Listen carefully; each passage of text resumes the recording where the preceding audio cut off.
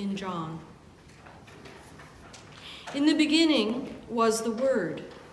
The Word was in God's presence, and the Word was God. The Word was present to God from the beginning. Through the Word all things came into being, and apart from the Word nothing came into being that has come into being. In the Word was life, and that life was humanity's light, a light that shines in the darkness, a light that the darkness has never overcome. The Gospel of Christ. Please be seated. In the beginning, there was the Word. The Word was in the presence of the Holy One, and the Word was the Holy One. Now, even the word "word" carries meaning beyond the page. In the context of the prologue of the Gospel according to John, the word "word" is translated into English using a capital W, and in some texts, the entire word is in all caps. This is to alert the readers that the word "word" is being used in a particular way. Now, words are powerful symbols which have the ability to capture the meaning of a thing. Or, words can be used as symbols to point beyond themselves, so beyond the word itself, to something whose meaning cannot be captured by a word. As we've journeyed together, exploring new ways of being Christian in this relatively new century, new ways of understanding have required us to find new words to express our images of the mystery that cannot be captured with the word God. Indeed, cannot be captured with any word. Nowhere is this more apparent than in the words we use when we worship together.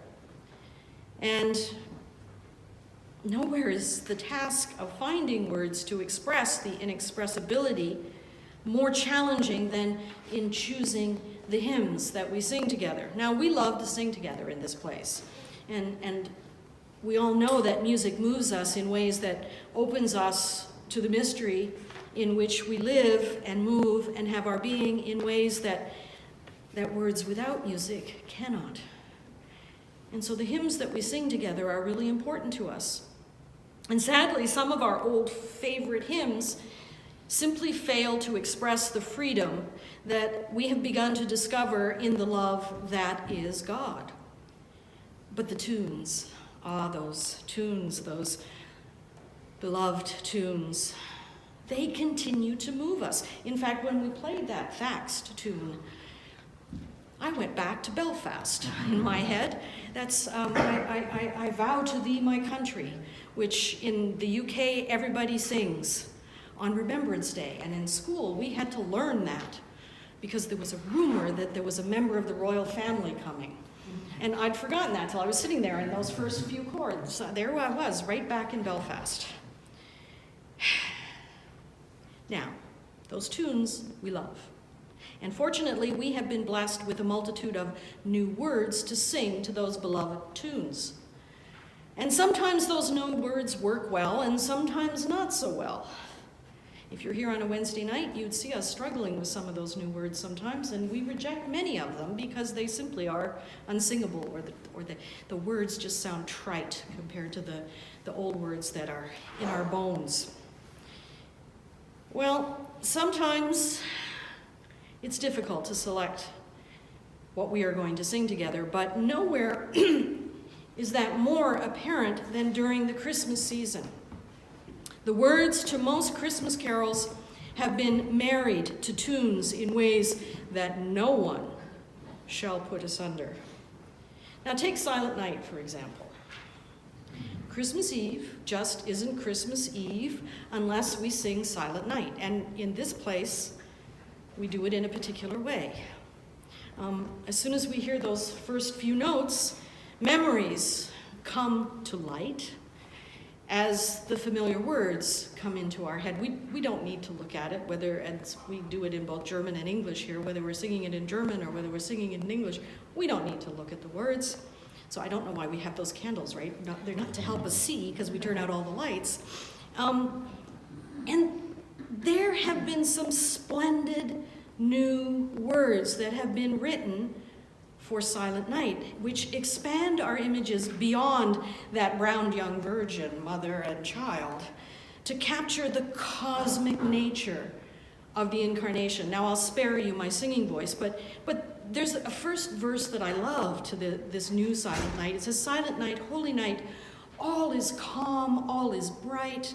Planets gracefully circle the sun. Stardust circles through every one. Life abounds upon earth. Life abounds upon earth." I love the imagery that these words capture. I love the theology that these words open us up to. These words give me a sense of the cosmos far beyond my childhood nativity images. But I can promise you now that I would never dare tinker with the words of Silent Night on Christmas Eve. I simply wouldn't have the courage to do it. The moment that Marnie puts her fingers to the keyboard, just the first few notes signify the beginning of a treasured, nostalgic experience which must not be tinkered with. From the very beginning of a tune, assumptions are made. Assumptions which are inscribed in our very nature. So just imagine the audacity of the anonymous gospel storyteller that we call John, who dared to tinker with the most iconic beginning of all as far as his audiences were concerned. Remember, unlike 21st century worshipers, first century worshipers didn't just commit songs to memory. They committed the Hebrew scriptures to memory, especially the Torah. So when our anonymous gospel storyteller began his story with the words, "In the beginning," each and every one of his listeners would have been primed to hear what comes next. In the beginning. Genesis, the very word Genesis, translates from the Hebrew as beginning. And so begins the prologue of our storyteller's gospel of the life and times of Yahshua ben Joseph. You know, Mary's boy, in the beginning. Wait, I know what you think. You think you know what comes next. In the beginning, God created the heavens and the earth. Ah, but think again. In the beginning, wait for it, in the beginning there was the Logos. Logos is a wonderful Greek word, a word that we translate into English as word, with a capital W or sometimes completely in capitals. Logos is translated to word as in the word that is God. But our English translation loses much of the meaning of this beautiful word, logos. In Greek, the word logos is used to mean a word or reason itself or logic. And the best definition that I've ever heard of the Greek word logos is a logos is a word which is true to a thing, so true that nothing comes between the word and the thing itself. They're so close. Logos isn't just any word, it's the perfect word for what you're trying to describe. Logos is, if you will, a word which captures the logic, the reason, the wisdom, the Sophia, the essence of the mystery. In the beginning, there was the Logos, and the Logos was God. What is our storyteller trying to do with these carefully chosen words? What new beginning is he trying to get us to embrace? In the first century, everyone would have understood that in the beginning, God created the heavens and the earth. Their minds would have already raced ahead to familiar words. But the earth became chaos and emptiness.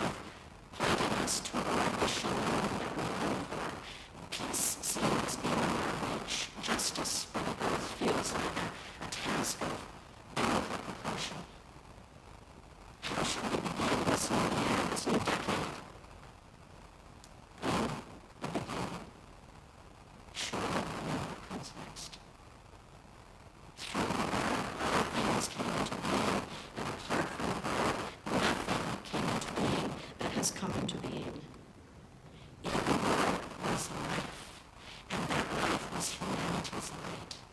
A light that shines in the darkness, a light that the darkness has never.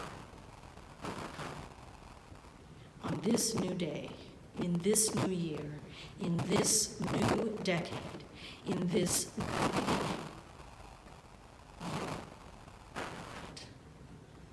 what should we do? With whom should we do it? When should we do it? In the beginning, may we do what needs doing with what comes to us on our path. May we do what needs doing with those who come to us. May you do what is called for in the moment it takes place. In the words of the mystery that we call God, who in the beginning said, "Light be," for God saw that light was good. Be the light of the world. Amen.